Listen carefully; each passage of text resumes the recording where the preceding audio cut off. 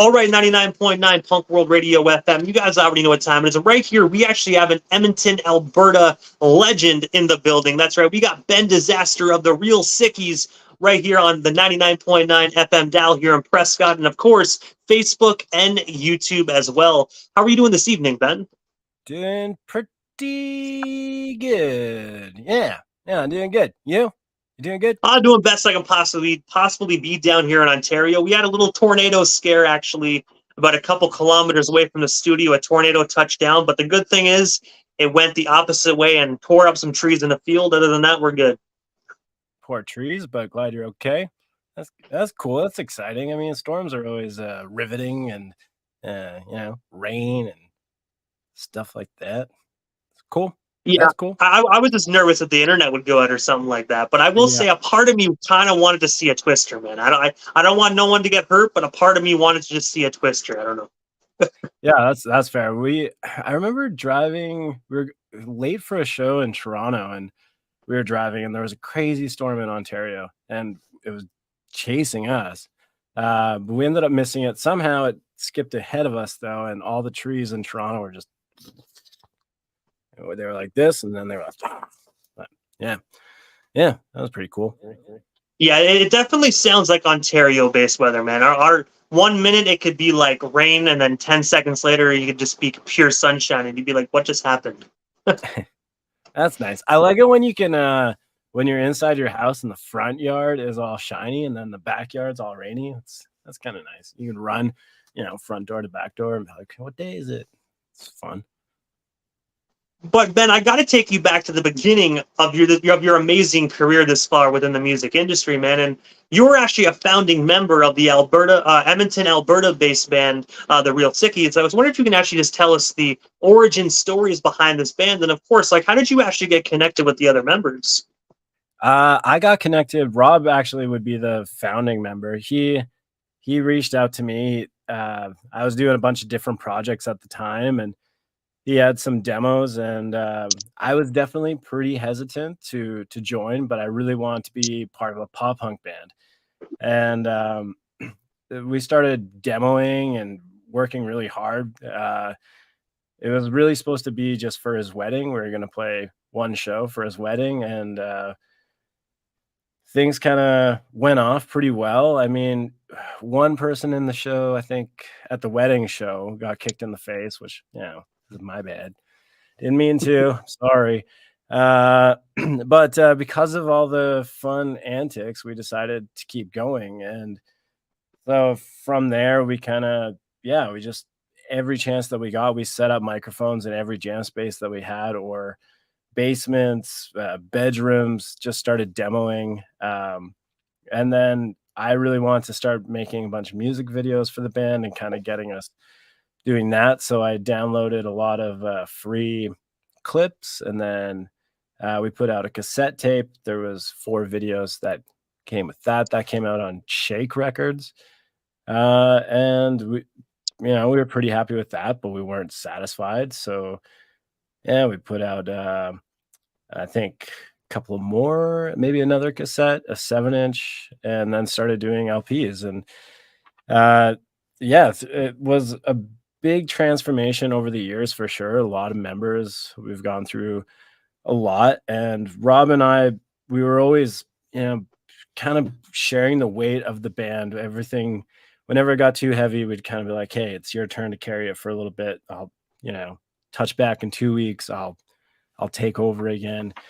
And so we did that for a really long time. Rob put in a lot of work. Like if it wasn't for him, I wouldn't be here. He convinced me, and then after I don't know, 4 albums, he kind of got burnt out, and he had to take some time off, leave the band for a while, and we're good. And so we continued to keep going. I had just quit this band I was in, Screaming Targets, and I was kind of bummed about Rob leaving, and bummed that I, wasn't playing with Screaming Targets anymore. And so I ended up asking Crispy, the drummer from that band, to come do the role of drums, the drum roll. And he did, and I'm really glad he did. And since then, we've basically just been touring nonstop, and uh, unfortunately, not enough time to record. But we have an album in the works right now, so I think after we have a leg in Canada in September, and then looks like we'll be getting to the studio after that. So yeah, I think that answers your question. Yeah, like founding member, I found myself in the band, and and yeah, I've definitely been there from the beginning. Uh, Definitely helped a lot with things. Booking shows, kind of just doing all the DIY arts, like wheat pasting up posters and whatnot. We had a really good crew of people. Mike Peters did a lot of great art. Um, Band members would do music videos. It was a very DIY thing, but then we ended up kind of branching out and including more and more people, and it kind of just became uh, the cool club. And so yeah, that's kind of how things got going. And also, speaking of touring, because I know you mentioned touring a few moments ago, in the early stages of your guys' careers, you actually had the opportunity to share the stage with many amazing, legendary bands, with one actually being the Real Mackenzies. I was wondering if you can actually just tell us a bit more about that. And of course, what's it like not only working with them, but also having the opportunity to share the stage with such a legendary, iconic Canadian band? Yeah, we've done a lot with Real Mackenzies. When we started off, I think we probably did maybe like one show in Edmonton, then it was two shows in Edmonton, then it was three shows in Edmonton with them. Uh, then we started doing, I think we've done two or maybe it was three Canadian tours with them now, or Western Canadian. I think it's two, but maybe three. I think two. And then we did one with them recently in January 2023 in Europe and UK. And uh, it's fun. I mean, we get on with those guys well. They're definitely uh, like touring with your uncles. A lot of bad jokes, but you love them. A lot of like, every now and then the uncles. I'm from the East Coast, so like my uncles and cousins and whatnot, they would fight each other.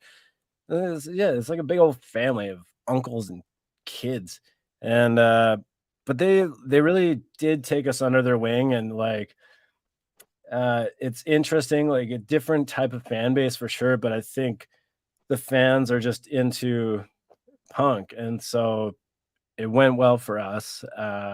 We got on with them really well. Um, yeah, I don't know. I miss Mario daily. We got to hang out with Barry on when we just were taking off from Vancouver. We had a crazy fly-in show, which I'll probably talk about later. But he ended up staying up all night with us to see us off to Europe again. And yeah, I don't know. They're just their antics are mostly just joke after joke after joke, and a lot of eye rolling, a lot of wanting to leave the room, but you stay because you want to be polite, and a lot of love as well, and just a lot of gratitude to be able to play those shows, to do those tours with them. And yeah, it's I don't know. I got nice things to say about the Real Mackenzies. And I got other things to say too. But also, as well, I have to ask, man, because obviously it seems like you have an amazing relationship with these individuals, and I do know, obviously, I can tell by just some of the antics that happen that you obviously can't say on the radio. But for the stuff you are allowed to say, what is actually one of your most fondest memories you actually just shared of that particular tour? Well, one of them, I had left my passport. I think where was that? Cumberland. It was in Cumberland, and actually, Cumberland is a crazy cool town. So this is a two-parter. This is get ready. FX two-part story. Did that affect on you or just me? That Was it- actually worked on my end as well. That's actually pretty Okay. cool. Okay, cool. Two-part story. Okay, so first story about Cumberland is one of the shows we played. There was a band that wanted to open, but the venue, for whatever reason, didn't want a local band. So they ended up setting up a generator across the street and played. And there was probably 40 punks in the street circle pitting. They covered Ammo and the Sniffers. It was super sweet. There was more people out in the street than there was in the show at that time. And so that was pretty cool.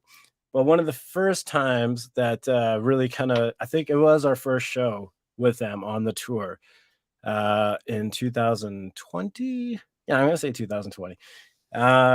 Paul decided to take my phone, which I don't like having my phone and my personal stuff on me when I go on stage. Uh, it's weird. Leave that back there and you go out there. And so Paul, discovered my phone. Then he took a bunch of up kilt photos and whatnot, and that was fine. But then I had to explain to him, like, like that's cool, but I did just tell my wife that I'm bisexual, and she might think that I'm cheating, and we had a pretty good laugh. So that was like that's an antic, right? And then there was one time when we were in, I think we were in Wien, Vienna, and Paul wanted to do the whole what is it? The sit around and talk about the favorite part of the day, and you're not allowed to say anything negative. But Paul was in a little bit of a mood that day, and he started saying something negative, and the room got so awkward that the light burnt out. It was like it was like everything went dark. It was like he's talking, and he's like, "Oh no, the lights," and then it just went dark. And so that happened. That's an antic right there. Sounds like Um, the light bulb didn't even want to touch that situation. And yeah, instantly, the universe was like, change the topic. yeah, it's like, come on, let's but otherwise, it's always nice. They always got lots of snacks, and they like sharing it with us. When they're in a good mood, and they're like, yeah, come on back to the backstage. When they're not in a good mood, then you just kind of be like, but Huddersfield was a good one as well. There was a lot of antics there. They threw their kilt on stage, and I wore it as a cape. And then I kind of did the old Braveheart thing, I guess, and wiped my butt with their kilt and then threw it back in their face. And I was like, get out of here, old uncle. They were fun. And then also, like, I'm razzing them too. But there was a bunch of balloons on the wall, tons of balloons. And so during their set, I went and grabbed all the balloons and went through the crowd and knocked all these balloons off, and everything went off. The crowd loved it, and it made a really good show for them. And that was a really fun time with them. Also, I met Mario on the ferry to the island on our way to Cumberland, and I was dry shaving in the bathroom, and then I was like, "Hey, I'm Ben." He's like, "I'm Mario," and then we sat down and we had some coffees, and we hit it off really well. Is yeah, Mario. And also, as well, April 23rd of 2017, you guys actually released the amazing 7-inch EP titled Cool Club on Teenage Rampage Records. I was wondering if you can actually tell us a bit more about this earlier release. And of course, what was it like actually just working alongside that particular label for this release? Yeah, so I was pretty excited about that one. Cool Club was kind of one of the first like songs that I wrote that I was really happy with. And I kind of just like the idea of starting this, cool club. And it's still around today, kind of. Um, like every now and then we'll mail out stuff to people who've, get in touch, and they get a cool club stamp. See, there's a lot of like special individual cool club stuff out there. And that 7-inch was to kind of to instigate that. But that to me was the big turning point for me in the band, where I was like, yeah, I want to do this. I'm having a good time. Um, it was exciting to do a 7-inch. It meant that things kind of were more official. It meant that, okay, we're in this now. We're going to do this. Teenage Rampage it was a label based out of Calgary and pretty DIY label. A lot of friends, bands are on it, and it was kind of just a collective. I mean, anyone could really be part of Teenage Rampage if they wanted to. They just have to reach out, and it wasn't like we were getting records for free or anything like that. We paid for it, but it is a collective of bands that just kind of, you're on Teenage Rampage, you're on Teenage Rampage, and so you kind of just promote that way. And yeah, it just seemed once we got the 7-inch in hand. I remember when we had the 7-inch party, I made this cake. It was like a Mickey Mouse cake. And you ever see like those like this is how it's supposed to look and this is how it turned out, like the fails or whatever. This Yeah. cake, it was the worst cake. It was the worst looking cake ever. Um, but it was pretty funny. And it was also fun to just go and we paste up like giant posters for the 7-inch release. And yeah, that was a very exciting, fun time. Yeah. Yeah.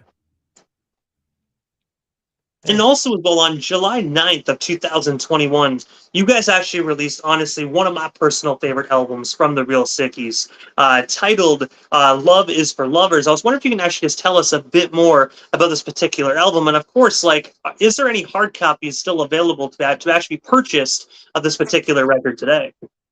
Yeah. So first off, I want to say you're really good with dates. You're a datesman. If I was gonna go on a date, I'd be like, this person knows they know their dates. So I would take you. Yeah, Love is for Lovers was really fun. Actually, Mario from Real Mackenzies came into Edmonton and he helped produce that one. We're sending demos back and forth and he's giving us ideas. And then we flew him to Edmonton, went to Rob's studio, or physics lab, which Rob worked at. And we started redoing the album. I think we recorded it 3 times or something like that. It was just things weren't working out. Songs were changing. So, like third time's the charm or whatever. I think a lot of us were pretty like at the end of our rope with it, just like trying and trying and trying. And then it just kind of seemed to click. Like Mario came in, there was no reason to question things. We're just like, hey, let's go for this. Still, like, he would put in an idea and we'd be like, I don't know, and we would discuss it maturely, and then we would get better results. And the whole getting people in there, like having Lucette come in was really fun to work with her. It's like fun country artist from Edmonton who does a lot in the States. So that was nice to kind of like branch out. We did I don't know how many original like pressings there were. There were a couple of different colors. And we sold out of those. I mean, and like really, like we basically paid off those records and then got there was a second pressing. I think we might have a small box left. We ended up selling out of everything that we brought to Europe. We sold all that. So we're like, oh shit. I think there might be 16 or 17 left on our end. I don't know what Stomp has, but I'm pretty sure you can still get it online. And if not, then we would be looking at another pressing, I'm sure, because we'll have more stuff coming up soon, I'm sure. So yeah, it's out there. It's also, for physical wise, I mean, you can always look on Discogs as well. Sometimes there's I saw a Get Well Soon test pressing go for like quite a bit, and I was like, oh man, I wish I had a few of those, pay my rent. But yeah. And also, as well, I actually read, when we're still on the topic of actually Love is for Lovers, I actually read that you guys actually ended up scrapping some songs a few times. And I know you kind of briefly mentioned that when you're talking about the album. But speaking of those scrap songs, do you actually have any of those actually in the vault? And if so, like, do you think the world and the real Sickies fans will actually get the opportunity to hear these unreleased scrap songs at some point in the future? I mean, who knows? Like, things have been on the mend, and I'm sure there's some stuff in some emails somewhere that we could track down. Uh, I'm sure there's files. I mean, there's a ton of stuff that's been recorded that we just never did anything with because we just kept recording and things didn't work out with it. It wasn't going that sweet. So we'd be like, hey, we'll move on, you know. You don't want to like force a song, but there was one on Love Us for Lovers. Like, I think our first tour that we did out to the Maritimes in Canada. I woke up the band at like 4 a.m. and I'm like, guys, I got this riff, I got this riff. And a couple of guys were really pissed off that I woke them up that early. But that riff ended up becoming Love Degenerate. And it took like 3 years for that song to kind of get reworked and reworked and reworked.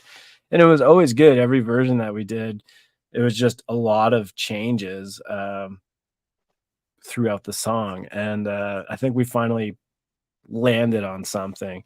I know that I'm sitting on an extended version of I Don't Want to Be Here Anymore, which was on, I think that was on Get Well Soon.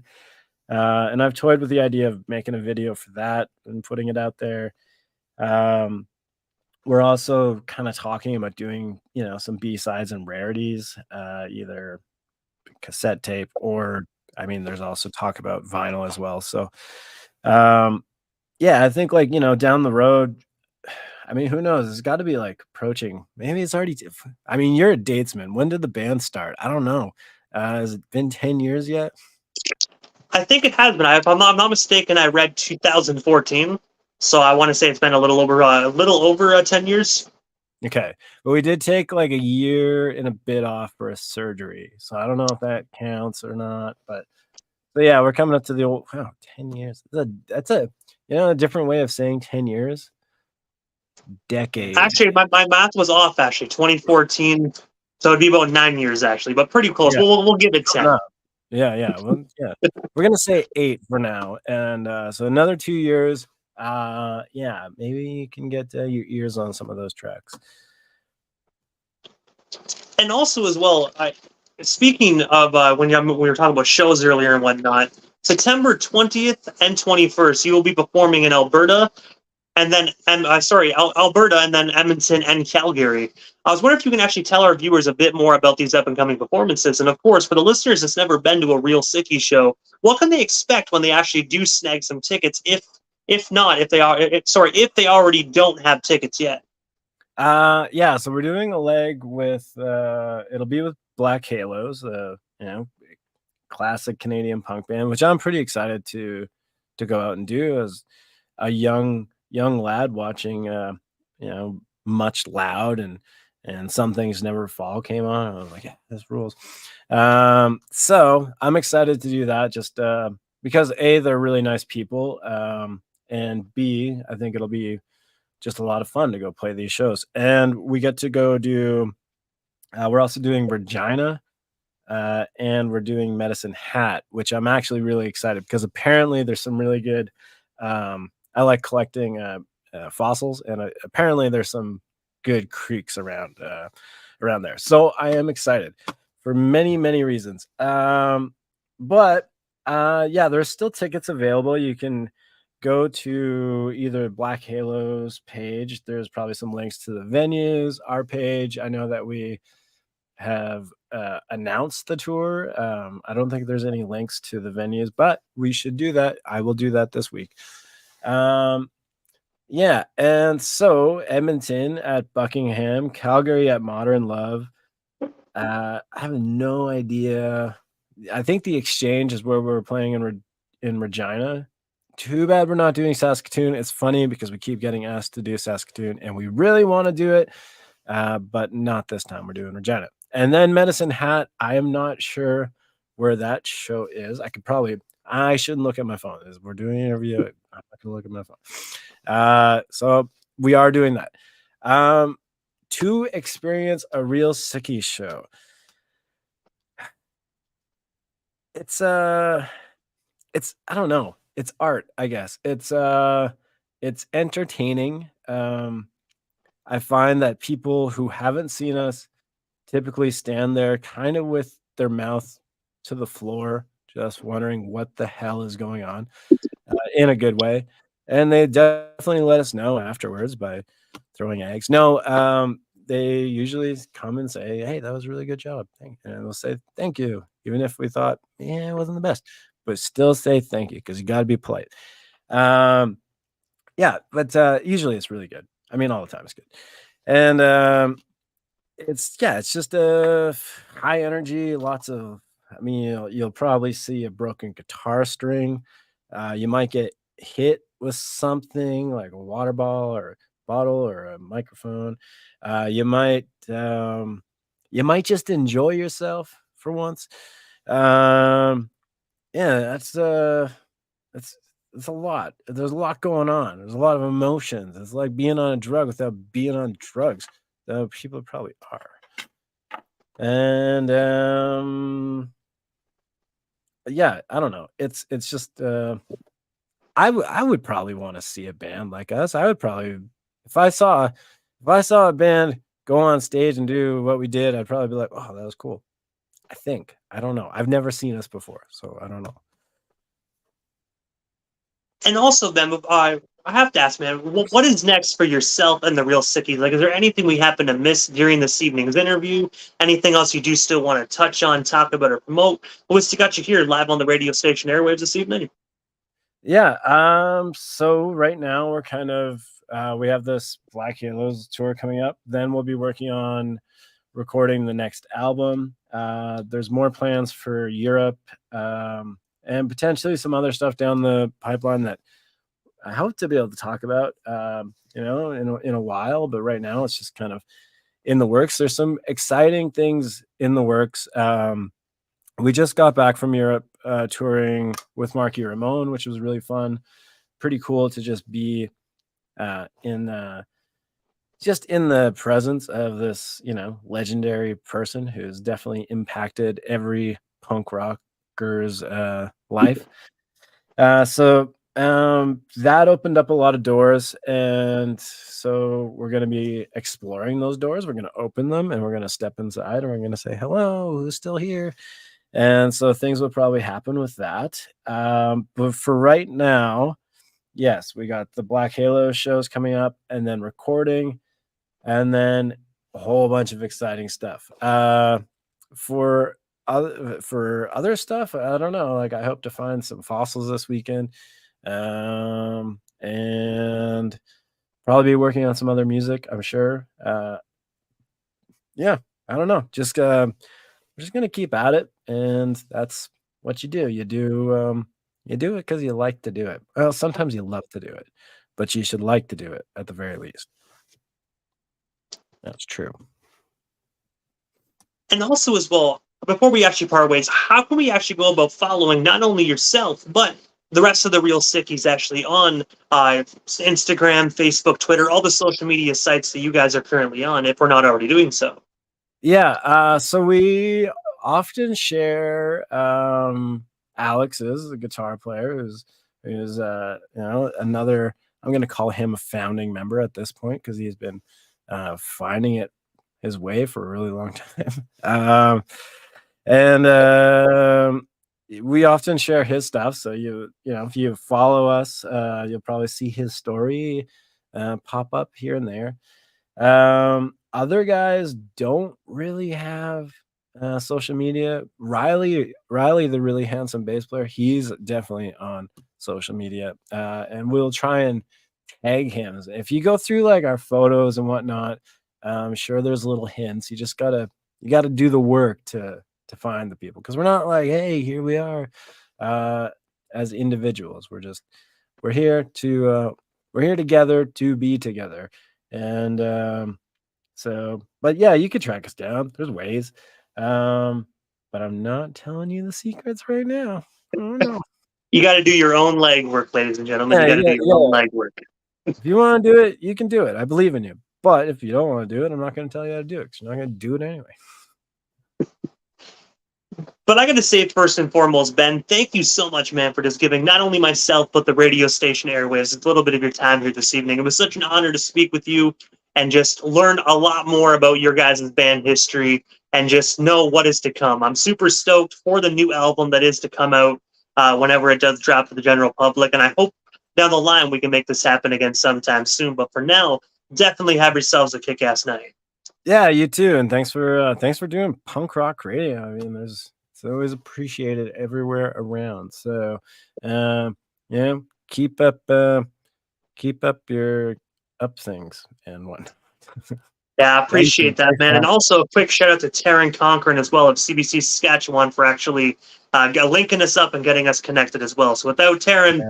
I don't know if this interview would have happened this quickly. So definitely shout out to him. Yeah, well, he's also a very great. He's a wonderful gentleman. Yeah, I hope he is listening to some polka right now. But I gotta say again, Ben, thank you so much. Definitely have yourself a great night, and I'm sure we definitely shall talk again soon. Yeah, definitely. Thank you so much. Take care.